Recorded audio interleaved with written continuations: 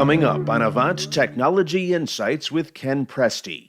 Not one smart person, not two smart people, but three smart people.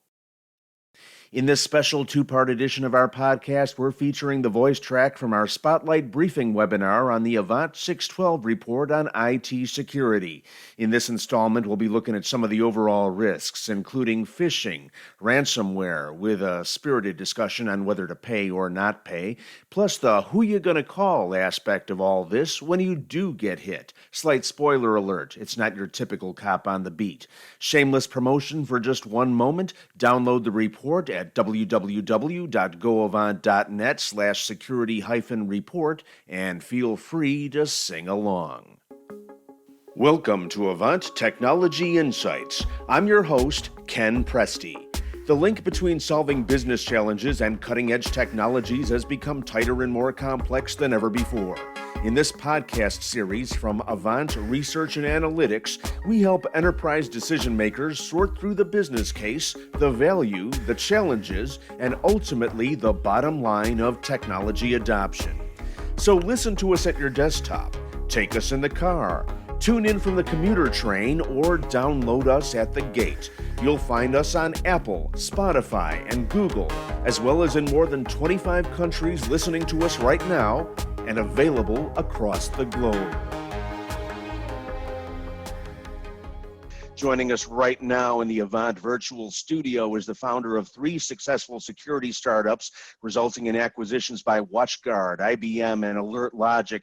He's now Senior Vice President of Strategy and Security at AlertLogic. I want to welcome to the program Jack Danahy. Jack, thanks for being here today. Next up is a former G-man who was once, glad to have you on board. So next up is a former G-man who was once in charge of more than 400 special agents and support personnel conducting cyber investigations, surveillance operations, and crisis management for the Federal Bureau of Investigation. He was awarded a Purple Heart and Bronze Star for valor in the Gulf War. Thank you for your service, sir. He's a graduate of the CISO Executive Program at Carnegie Mellon University and now president of the Cyxtera Federal Group. I'm talking about Leo Taddeo. Leo, thanks for being here as well. And last in our lineup, only because his name begins with W, is an IT strategist and futurist focusing on the full gamut of security issues and other aspects of IT, including cyber warfare, advanced persistent threats, blockchain, AI, and a whole lot more. In the midst of this pandemic, he's been volunteering for Masks for Docs, which has been delivering gloves, masks, and eyewear to healthcare workers all over the country. He's the Vice President of Technology at Masergy. I want to say hello to my good friend, Ray Watson. Ray, thanks for being here. Hey, hello.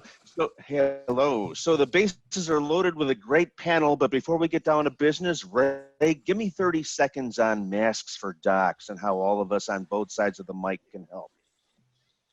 Sure. So being in the InfoSec community, a very small group of white hat hackers noticed that there was a PPE problem, personal protective equipment. And we formed an army of volunteers for 3D printing, for gathering PPE from places like tattoo parlors and nail salons, and for getting it into the hands of doctors and nurses as soon as possible. And from that team of 3 folks, we're now over 4,000 volunteers all over the world, distributing millions of masks, N95, surgical masks, even cloth masks that are made by seamstresses out there for folks that are on the front lines of fighting COVID-19. You can find out more information by going to either rayredacted.com and clicking the first tweet that's there, or by going to masksfordocs.org. Excellent, excellent. Masksfordocs.org. And Ray, thanks so much for getting involved in that. That's an extremely worthy cause at a very important time. So thank you so much for that. So once again, you're seeing right there the URL to download the security report, the 612 report. First of all, Jack, I want to pick up on your blog of a week or so ago. You had said that spending on security amid the pandemic was down at the worst possible time. Give me a sense of what you're seeing and what you think is driving that. Yeah, so this was more personnel related, right? So for those of us who've been around security for a long time, there's never really been a moment at which the resources who are capable of performing these kinds of duties were not in high demand, right? We've oftentimes talked about the fact that there are hundreds or thousands or millions of open job recs, depending on whose data you believe. And what I saw happening starting about 3 weeks ago was, if you follow in the Twitter sphere, right, you'll actually see that there are really talented senior level security people who are being furloughed and let go, right? So to be very specific, I'm talking about the fact that organizations are making a decision to change their investment profile in security at this time where we know there is going to be complexity introduced just by the chaotic nature of what we see, right? Security, we all know, is always best when things are simple. And the current environment is anything but, whether we talk about the expansion of the threat surface because so many people are going remote, or we talk about the inclusion of new technologies like this excellent technology we're using right now to have this communication through. Things are changing really, really rapidly. And so in the blog, I was talking about the fact that there are really three pretty pressing good reasons, historical reasons, to take a look before organizations make that move, right? And the first starts off with really simply with Maslow's hierarchy of need, right? The idea is that at the bottom of the most critical things that you need to survive, that's like eating. So eating is really good. But once you get that down, you want to secure it, right? You want to make sure that you can keep eating. And once you get past that, you can start really executing to your potential, form relationships, have love and affection, have reputation, and aspire to greater things. And what happens is, if organizations, because of the fact there's this pressing nature and they're kind of afraid they're not going to be able to eat, decide to retrench too much, right, and start to sacrifice those security folks, well, it's kind of easy in one sense, right, because security teams aren't ordinarily contributing to revenue for the organizations that they're working, their cost center. And so it's one way for those organizations to feel like they're potentially improving their financial health. But it's a misnomer, right? It's a problem, because when they decide to come back, it's going to take a while. Ray, really quickly, go ahead.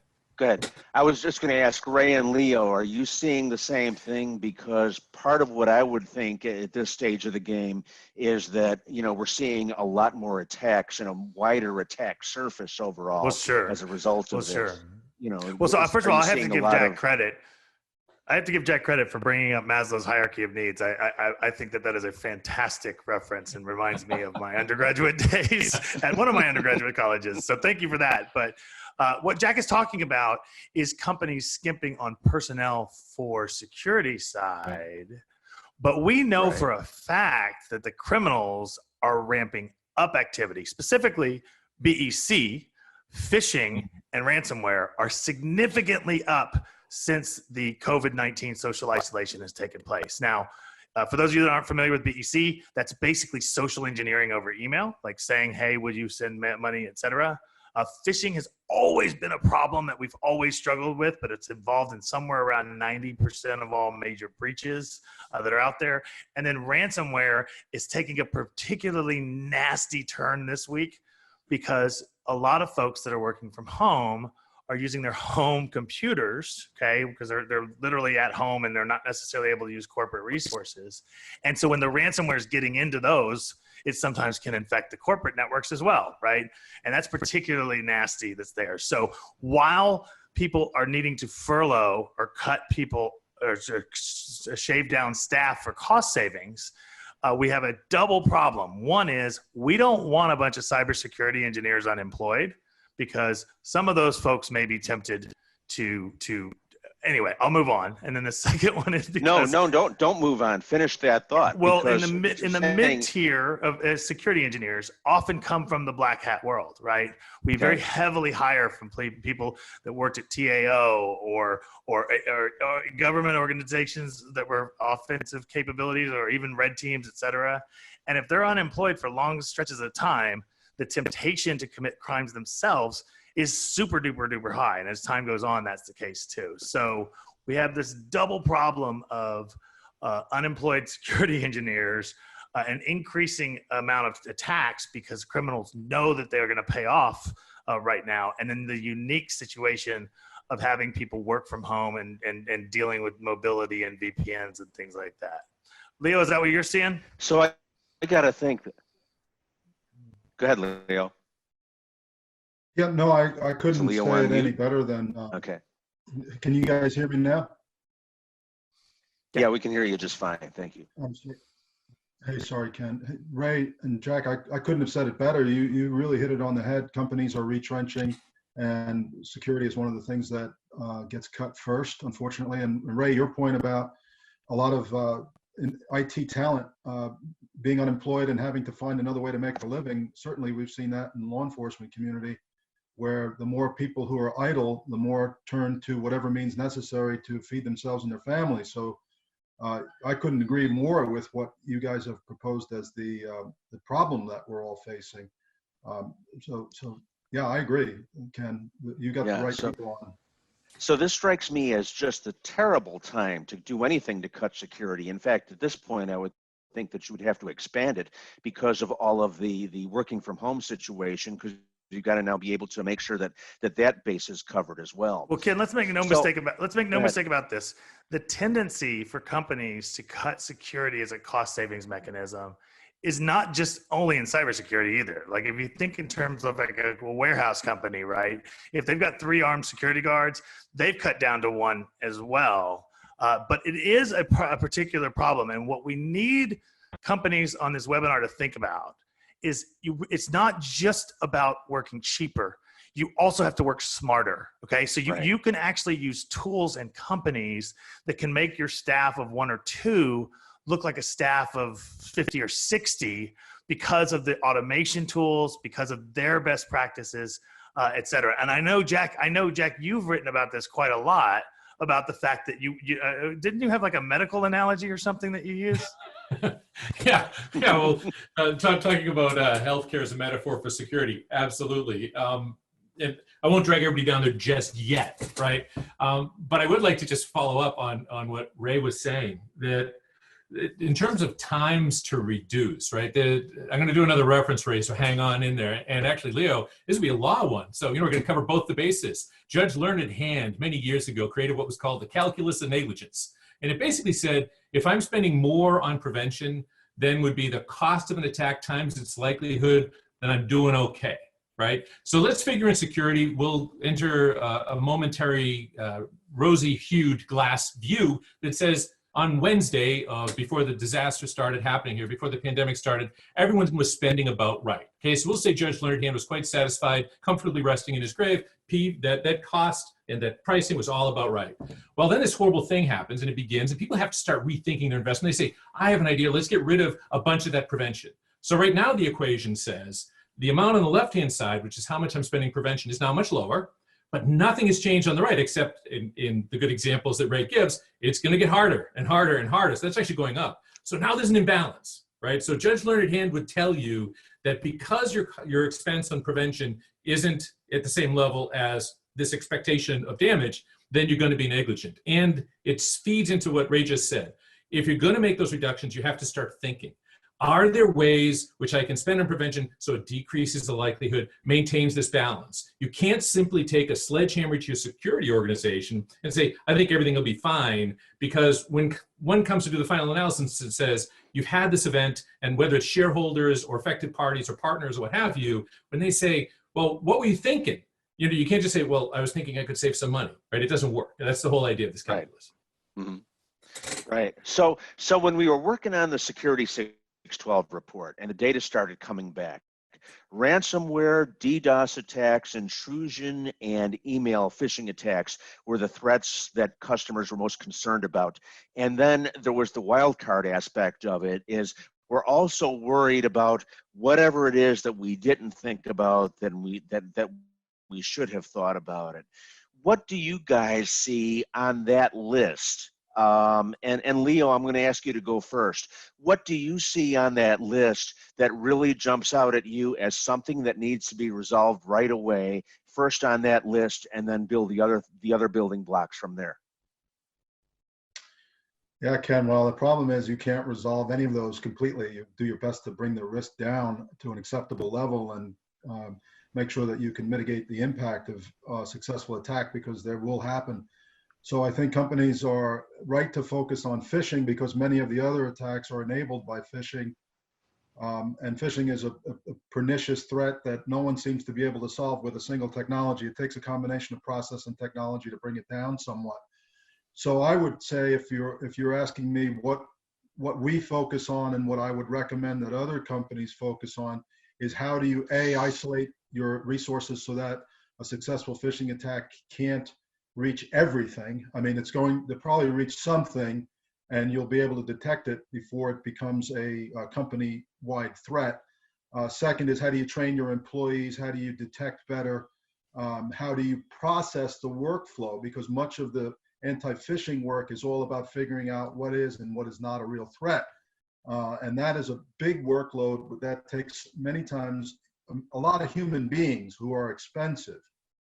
So automation in that area, to me, is a worthwhile investment. So from a CISO point of view, if I had to, this is what we do every day, we prioritize what we're going to spend time and money on, and we prioritize it based on potential impact and likelihood of success. And for me, if you can bring down the threat from phishing, you're doing great. And the way we do that is to try to add as much user awareness through culture, through training, and as much detection capability through automation, and as much mitigation capability through things like micro-segmentation. So those are that's what we spend some time on these days. That makes sense. And we cover a lot of that in the 612 report, as well as the other items on that list as well, in terms of ransomware, DDoS attacks, intrusions, and things of that nature. So Jack and Ray, what's your take on this in terms of where do you start to make sure that you've got the right type of security awareness, but also the right security posture from a business model and technology standpoint? Well, I'll tell you what's on my mind right now. Wash your hands. So in the cybersecurity world, we talk about cyber hygiene, and we talk about it in the same way you talk about dental hygiene, right? Dental hygiene isn't just brushing your teeth. It's also flossing. It's also going to see the dentist, which I don't think any of us has been able to do for a few weeks now. So now suddenly I'm wondering if I need to go see the dentist. But getting your teeth cleaned, right? Eating right, all of those types of things. And Leo is a CISO, right? That's actually what he does for a living. He's an FBI trained CISO as well. And he has what we would normally call a very high maturity approach to cybersecurity, because you can't just train away phishing. You can't. My company, we phish our own employees constantly. I've fallen for those before. I've actually clicked things that I shouldn't have because of that. So it can't just 100% be, let's blame the users, et cetera, especially right now. I mean, we are seeing phishing attacks that look like they're from the IRS, that look like they're from the US Treasury Department, that look like they're from HR with an important COVID announcement. And of course, people are going to click those, right? So as a cybersecurity approach, you have to stop those from reaching the users. You have to set up a culture to where if they do click it, they feel comfortable reporting it. Because remember, a lot of cybersecurity is not about stopping intrusions. It's about minimizing dwell time. So if you do have a user that clicks one of those things, you do not want them to feel like they're going to be shamed or blamed. Right.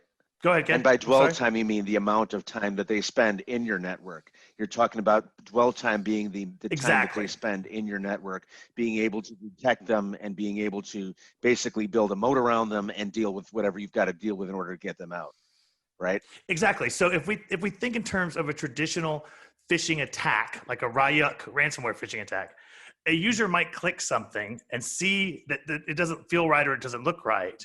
If you knew that within 10 minutes of them doing it, you could isolate that, you could mitigate that, and you could stop it from basically spreading inside the network.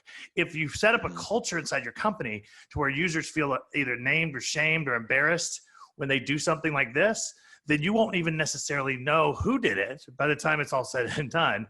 And it could be months or even years. In the Marriott case, it was years that those attackers had dwell time inside the Starwood network, although Marriott had one as well. But and that ultimately is really what you want. You want to get that dwell time down from, say, 8 or 9 months to 8 or 9 weeks, then to 8 or 9 days, and then ideally to 8 or 9 minutes. Okay, let's turn the telescope around just a little bit on this, because one of the other things that came across very strongly as we were doing the research and the interviews for the 612 report on security was about ransomware being a really major attack vector that's being used these days, and something that causes a lot of fear and anxiety around that. You know, the problem with phishing is that it's so human related that no matter what you do, there's a limit to how much you can prevent that. Whereas, you know, ransomware, no matter how they got to the point where they were able to do it, that locks everything down. If you're looking at ransomware as a threat, as many of the people who are reading the 612 report are looking at that as a major threat, what would you guys say are the main things that companies need to do in order to protect themselves?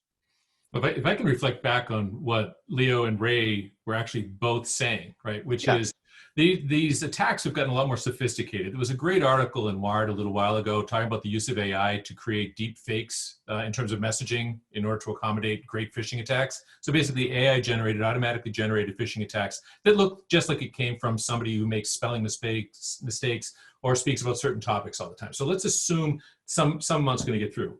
And this is a discussion we have all the time, right? Behind me is my most recent passion, right? Which is this idea of having managed detection and response. The idea that the goal of security, right, for most organizations is to do exactly what both Ray and Lee were just saying, to minimize the impact and minimize the likelihood that an attack is going to succeed, right? And so if I'm thinking about ransomware, right, it's really changing, right? It started to go crazy around 2013, 2014, when Bitcoin and pseudonymous currencies allowed people to monetize ransomware in a really simpler way, right? So it started to take off like this. And so what we're seeing now is that the sophistication necessary to execute a ransomware campaign has gone way down, because people who are really good at it produce platforms that'll do it for you, right? So these campaigns, that ransomware is a service now, right? Exactly, right? So yeah. The capacity to do it has become really simplified, so it's democratized the criminality, right, of ransomware. So how do organizations think about dealing with it? Number one, you have to be watching for it.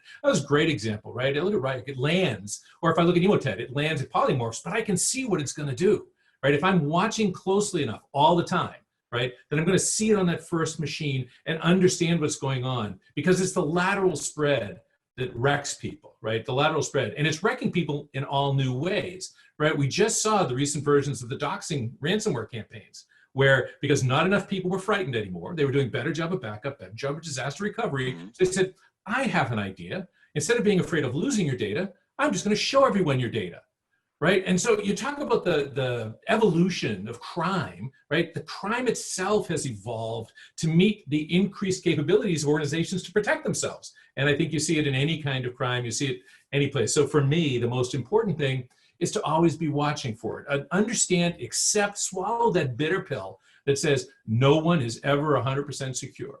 And if you think what you're going to do is, buy more product your way out of it, that's not the way to go. You're going to get a little counseling, and you're going to come back through the loop again. Not if you buy this product, will you commit to your board? You're going to be 100% secure. Well, no, not really. Okay, depending on how many loops you have to make, eventually you come out. And you say exactly what Leo and Ray were saying. You're going to end up at a place that says, I know I'm never going to be 100% secure, so I'm going to watch like hell to decrease the likelihood that this is really going to crater my business when it happens. Right. So, and looking at ransomware from the perspective of what to do next, what happens when you do get locked down? There's been two schools of thought on that. One is that, you don't pay the bad guys, because if you do, it's going to get out onto the dark web. But under certain circumstances, a lot of people are saying it may be better to go ahead and pay that ransom. Ray, you and I had that discussion quite some time ago. I know that you kind of had a change of heart, because you were originally of the thought that you don't pay, but then you saw some circumstances where maybe you do. Can you walk us through that? So first and foremost, before we even get into that discussion at all, it's extremely important for everyone on this call to know that when you get hit with ransomware, the very first thing you need to do is contact law enforcement. because the FBI actually may be able to decrypt your files. They actually do bust people. They actually do find holes in software. And many people, many companies forget to do that very vital step of involving law enforcement. But it's extremely important for you to do that because that may be your solution right there. But wait, let me stop you right there. Wait one second. When you call law enforcement in that situation, which law enforcement do you call? Do you call your local cop shop? Do you call the FBI? Where do you think they go? Well, so I'm actually a member of the FBI InfraGuard program, so I'm kind of conditioned to using the reporting tools that are basically web-based. My hunch is that unless you're in a major city, if you were to call a sheriff's office or a local policeman and tell them they had ransomware, they probably wouldn't have any idea whatsoever what you should do. The FBI is subject matter experts, and because it is extortion happening across state lines, they will definitely take the reports. But you know what, though? I don't have to say that. Let's ask Leo. Leo, what do you think? Yeah, we got an FBI guy with us right now. Go ahead, Leo. Well, I ran the program in New York, and so I'm the FBI's program. So I'm biased towards advising folks to call the FBI. But I can tell you that the colleagues I had on the Secret Service side were every bit as capable. Oh, sure. It's a matter of resources and who can get to you that day or when you need them. So it's great to call the FBI, but don't forget the Secret Service is out there in places like New York. You also have a very capable Manhattan District Attorney's Office that has a great cyber program. So depending on the city, I think the great lesson is know who you're going to call before it happens, so that you have a relationship and that the person on the other end of the phone isn't figuring out who you are and what you need when you have an emergency. The best advice I can give you is— Oh, Leo, that is such a fantastic point. Oh, I can't believe I forgot to make that point. So you have to have a book, a plan for what to do when this happens, okay? And I'll give you an example of where this didn't work out very well. British Airways was recently breached, and they bumbled it so badly, it was obvious that they had never done what's called tabletop exercises, or where you basically pretend different scenarios, right? What do we do if there's a pandemic? What do we do if there's ransomware? What do we do if one of our employees is kidnapped?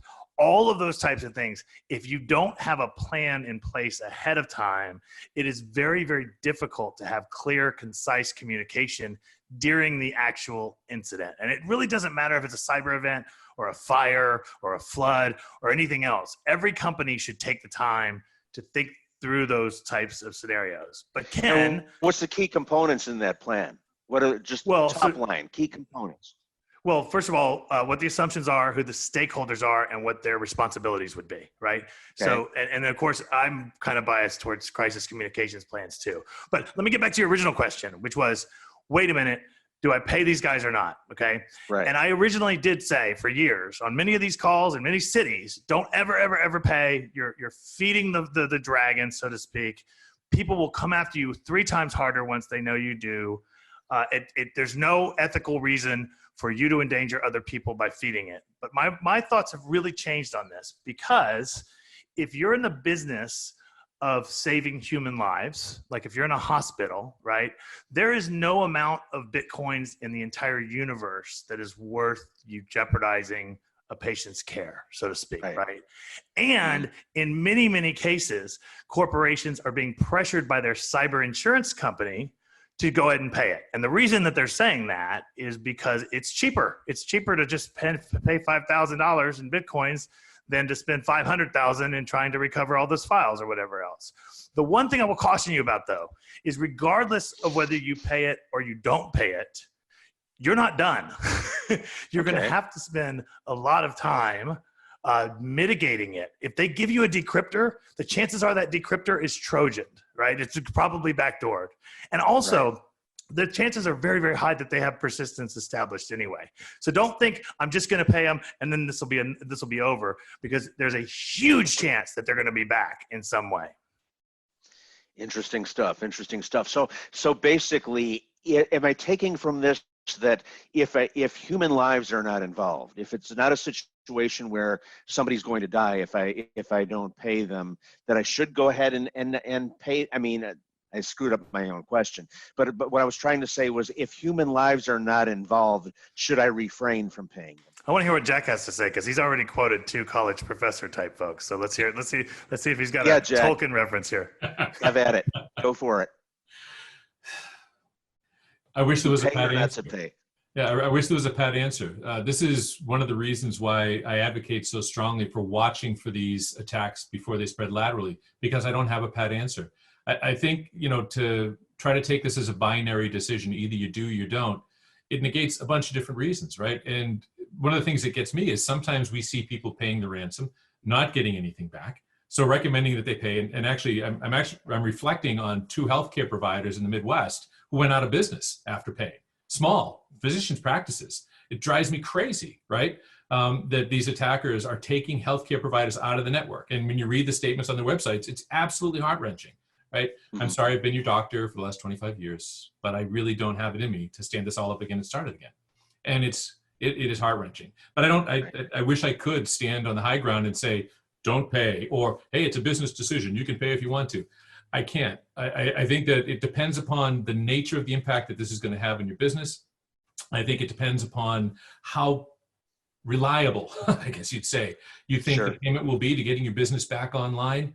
And I tell you, from the get-go, have you done everything? Like today, if you're listening to this and you're like, wow, that's interesting. That Ray guy, he's got a lot of good things to say. And maybe I'll do this. Maybe I'll think about paying. Maybe I'll factor that into my budget. Before you get there, could you just for a moment stop and say, do I really feel like I've done everything that is going to help me either balkanize things when they go bad? Leo talked about this right at the top of the show, right? If I've done everything I can to limit the way that this thing can spread, am I thinking about how I look for these things when they happen before they can really corrupt me? Do I have measures in place? And am I doing, as Ray talked earlier, am I doing the kind of training that eliminate 90% of it? Have I done all I can, to go back to the good judge, to limit the likelihood that this thing's going to happen? And then maybe I'm not going to have to make this, what must be an absolutely wrenching decision about, do I pay criminals or do I let my business and my employees go down and my patients go down? And to what extent does cyber insurance factor into that equation? Do they have a stake in it? And do they have is there usually something in the T's and C's that says you must do this or you must do that? I don't want to answer that because I'm going to get sued. You know how I feel about cyber insurance. All right, so let me tell you guys, I was involved in dozens of cyber insurance incidents last year. I can tell you not a single one paid in full. Not one single time, okay? So do not think that cyber security insurance is like automobile insurance, where if I get into an accident in my automobile, I pretty much expect them to take care of it, right? Pretty much, if I have the right policy, regardless of who's at fault too, as well. With cyber insurance, their main job is to mitigate their liability, right? So it is important to have it. I'm not going to tell you not to have it, but your dollars are way better invested in what Jack was just talking about mitigation. And actually, when Jack was talking about that, something else occurred to me.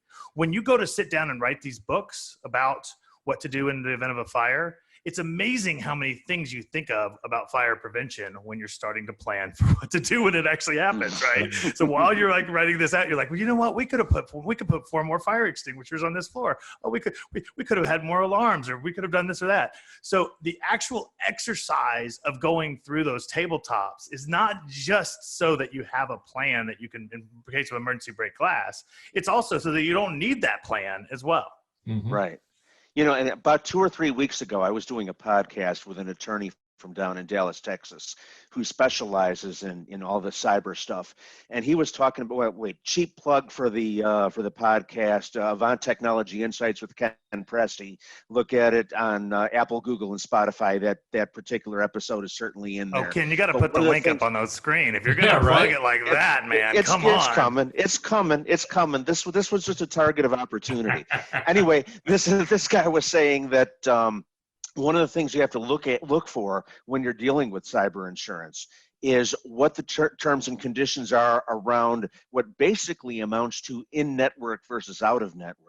They have specific companies that they want you to work with or not want you to work with, and that has a major impact on the degree to which they pay out. So just like in a healthcare situation, you have to be conscious of whether you're going to someone who's in network or out of network. And he had a different term for it. I don't recall off the top of my head what that was, but it was essentially the same thing as what you see in the healthcare space.